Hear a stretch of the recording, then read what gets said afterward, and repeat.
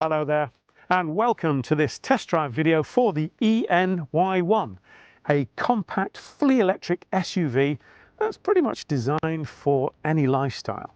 And we've achieved that by combining a number of strengths, including very stylish design, a unique interior, Honda's trademark driving dynamics, and of course, full electric vehicle performance and handling.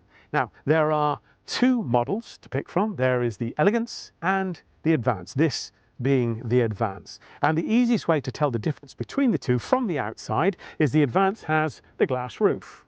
Now, if you're eagle-eyed, you would also be able to see that underneath each door mirror there is one of the multi-view cameras. That's also a telltale sign for the Advance. But in terms of the powertrain, the suspension, the handling, everything on both models is exactly the same.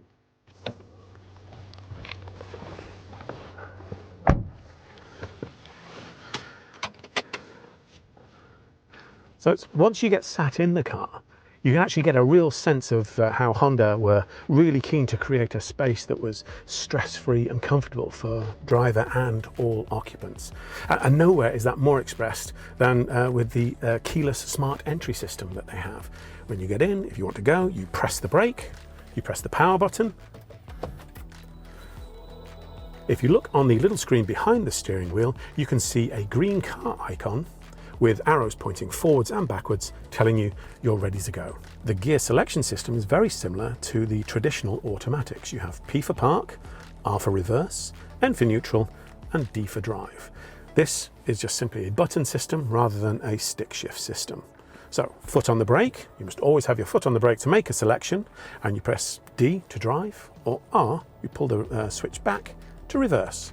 If I put it into reverse, you can see instantly on the top of the 15-inch infotainment screen here, the reversing camera comes on automatically. And you can see those grid lines ready to help you with your reversing maneuver.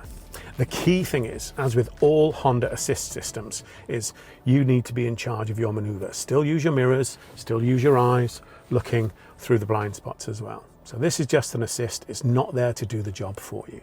So I just showed you one particular function on the eye-catching 15-inch infotainment screen. I just want to go into a little bit more detail with that for you. So we have three different zones. There's a top, middle, and bottom zone, and these are dedicated in terms of their functionality. The top part is the connect zone, and that's where your smartphone connection will be. You got your satellite navigation on there. And at the bottom of each of these zones, there are dedicated buttons for the most used functions that you would be using when you're on the road. So there's no going through difficult menus while you're supposed to be focused on the drive. So much easier, much safer. The middle zone is the audio zone. You can see basically, as it says on the tin, you've got your audio systems on there. You also have, if I press the home button on here, you can actually see these other displays as well. So you can see your apps, you can see the Bluetooth audio, the trip computer. The lower part of the screen is the HVAC, or heating, ventilation and air conditioning section of the screen. And that has dedicated buttons at the bottom as well. I do know that for some users, having to go into menus to change the temperature on the car is something of a faff. Having these buttons on show all the time makes it so much easier and more pleasurable to use. So just before we get underway, just wanted to tell you, the NY1 provides 150 kilowatts of power, which is just over 200 bhp or PS, and a rather pleasing 310 newton meters of torque. So that gives you a 0 to 100 kilometers or 0 to 62 miles per hour of just 7.6 seconds, and a top speed of 99 miles per hour or 160 kilometers per hour. Now, for the benefit of occupants and to minimize motion sickness, the NY1 has been engineered to deliver a really smooth and comfortable acceleration and deceleration. So that doesn't diminish any of the appeal of a powerful electric vehicle and its responsive acceleration, but having much less motion sickness, I think that's a really, really nice trick and something that really sets it apart from the competition. So why don't we try some of that out for ourselves, eh? Now, with my foot on the brake, I press the drive button there and we're ready to go. Now, because I have my seatbelt on, the parking brake will release automatically. Smooth and simple and really, really quiet. Of course, while you're driving, Some of the information that you will want to have while you're in the car will appear on the screen in front of you, just behind the steering wheel. Now, if you're anything like me when you're driving, I like to personalize the information I have on the screen in front of me, and you can do that on here as well. There is a thumb button on the left-hand side of the steering wheel, just here, it has the home icon on it. You press that, and you can scroll through the different options on here. This defaulted to navigation, but using the scroll wheel, you've got speed alarm, driver attention, the seat belt, which is great if you've got kids in the back that are learning to press buttons and they might release their seat belt unbeknownst to you. That's a really nice system. Safety support, any information, any alerts that come up, you can go to those as well. It could be a door is open. It could be telling you something needs attention at your local dealership as well. What you also have is paddles behind the steering wheel here. Now these can actually set the level of brake regeneration you wish for. Now you can see on the front it says we are in normal drive mode and in D for drive. Now if I start to depress these paddles, you'll start to see these down arrows. And what that does is when you lift off the throttle, it slows down the car a lot more quickly than if you didn't have them on at all. And what that is the motor is actually creating more resistance. And through that resistance, it's actually creating more electricity to put back into your battery. So that means you're making the car more economical, which is a really nice touch. First impressions of this drive are a great sense of agility and responsiveness, and also by cleverly packaging the electric drivetrain components, the NY1 has a eye-popping amount of space, side to side, front to rear, no central tunnel either for the passengers in the back, so loads of legroom as well. The dash console is really uncluttered, and the levels of all-round visibility, they also further enhance that sense of space inside the car, and even more so on the Advance with the glass roof. Now, despite all this space inside the car, its compact nature on the outside, it really makes it feel a very sporty drive. And that fabulous visibility inspires a huge amount of confidence on both motorways as well as urban driving environments. The picture frame windscreen and the design and flow of the dash all the way around through to the doors, including the ambient lighting as well on the Advanced model, it really makes it easy to sweep your eyes around the car. It gives you a sense of flow, sense of ease, and a real sense of premium quality. However, it's not just you that has a sense of what's going on around the car. With Honda sensing fitted as standard, you have a camera at the front and sonar sensors around the car, also keeping an eye on other road users, including vehicles, bikes, bicycles, even pedestrians. The camera can see road traffic speed warnings for you. It can look at road markings for you, so the lane keep assist can keep you centered.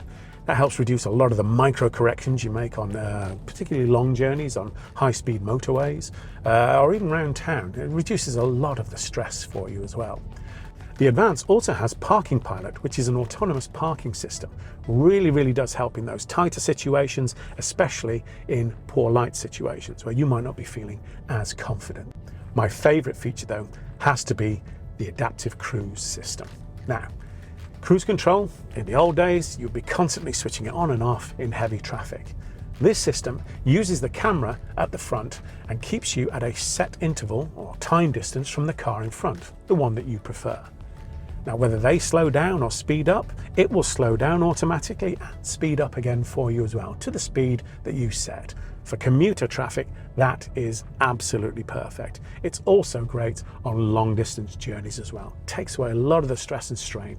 That's a phrase you'll hear me use a lot. This is a very relaxing, very easy car to drive. Now, that adaptive cruise control system can also work alongside lane keep assist.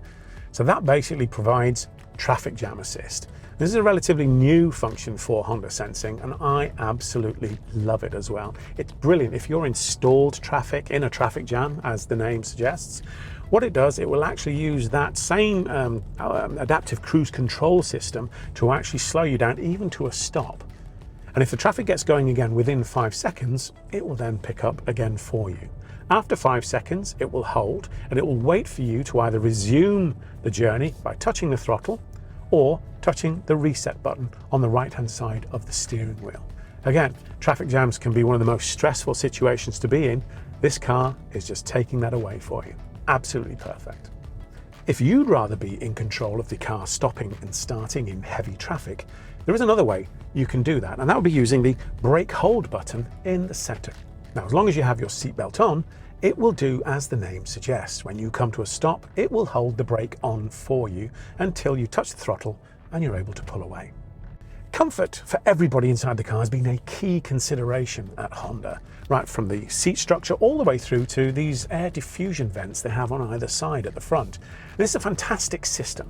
This actually, as the name suggests, diffuses air around the car. Rather than blasting the front passengers with hot or cold air, this is a much more comfortable way to manage the temperature in the car. It's also a much quicker way to do it as well. Now, you can opt to have synchronized temperatures between you and the front passenger, or you can use the dual zone system as well. And all of those settings can be done via the bottom of the HVAC, or the heating, ventilation, and air conditioning screen on this large screen at the front. Now, that seat structure I just mentioned, they have deeper cushioning in the seats, and also seat damping to the front and the rear for all occupants as well. So it's further contributing to that really improved sense of ride comfort and support on all road surfaces. Now, the detailed design of the front and rear seats really creates a sporty feel inside the car, with either black or light grey synthetic leather available depending on the grade you choose. So, sporty yet comfortable on the inside, and that's equally matched on the road. I have to say, this car handles extremely well. The all-new chassis developed specifically for battery electric vehicles, it really ensured torsional rigidity, creating that enhanced stability and control, but it also provides increased levels of safety. So it protects not just the occupants, but also the high voltage battery and cabling that have auto shut-off functionality built in. Now, in terms of everyday family practicality, there is plenty of space for passengers in the rear. Now, there are also ISOFIX or iSize fittings for the child seats in the back. There are 2 USB-C slots in the back as well, and an aircon vent, so that creates a suitable space for passengers of all ages. The boot space is a really generous 346 litres. Another really lovely aspect of this particular vehicle is on those cold winter months, you can actually preheat the whole car before you get in. When it's cold, it's dank, it's dreary, you can be nice and warm having your cup of tea or coffee, and you can actually get the car heated up. The ambient temperature, the seats, the steering wheel, it'll have de-iced, all of that using the Honda app. Really nice and simple, and I do like that. What a great way to start your day. Now, a great tip for when you're doing that is to actually make sure it's still plugged in to your home charger, if you do have one. That means you're basically not using up any of the battery or range for your journey. So although it's nicely warmed up, de-iced, beautiful place to sit, you've still got full range ready for you. How does that sound? And so the last thing I want to show you is the parking pilot system. Really simple, really easy to use. Just going to pull up here. We have in front of us 2 wonderful Hondas. We want the car to park itself in between the 2 of them. So the way we do that is we check if there's a space ourselves, and we come down to this button down here, the Park Pilot button. So if I press that, up on the top of the infotainment screen here, we have searching for parking space, drive slowly. Now, whenever you are using the Parking Pilot system, do please make sure you are also using your mirrors and looking around to make sure that you are also aware of what's going on around you. This system is great for putting you in a parking space, but nothing beats your own observation. You can see a teenager looking at their phone, a dog that might have got off the lead, all those sorts of things. So still do be super aware that you are in control of the car. So in order to get the car to sense the space, we need to drive slowly towards it. So let's do that.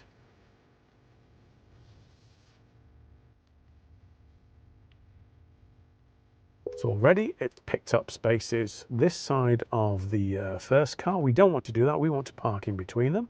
So we'll keep going. And as we go past this car, there we go. You can see a green box has appeared between the cars. All I need to do is come to a stop, press that space that I want, and now the screen comes up. It says to start the parking operation, apply the brake and press the switch again. So this is you confirming that you want the car to take over the maneuver. Press that. There was a little judder on the wheel. It has taken control of the wheel now, and you hear that alert sound. That's the car telling you that it's about to start driving for you. Check your mirrors, look around, you come off the brake and just touch the throttle. It turns the wheel for you, and you can see there is a stop mark, a line there. It stops. It goes into reverse. You can see behind you. I'm checking my mirrors. There is another stop line where the sensors then check the depth of the parking space behind us. It stops again. Again, it's about to change direction. You can indicate if you wish at these points to let other road users know what you're doing. It stops. I'll indicate left as we're going left into the space. Checking my mirrors. We're all good. You can see the display here. Is it happy enough with that? It may pull out again just to make sure it's fully centered. Oh, it was happy. Got it right first time. Parking operation is complete. There we go. Okay, there we have it. The all-new NY1. Thank you so much for joining me on this test drive video. If you'd like to book your own test drive, please get in touch with your nearest retailer. I'm sure they'd be delighted to hear from you. But for me, thank you very much and goodbye.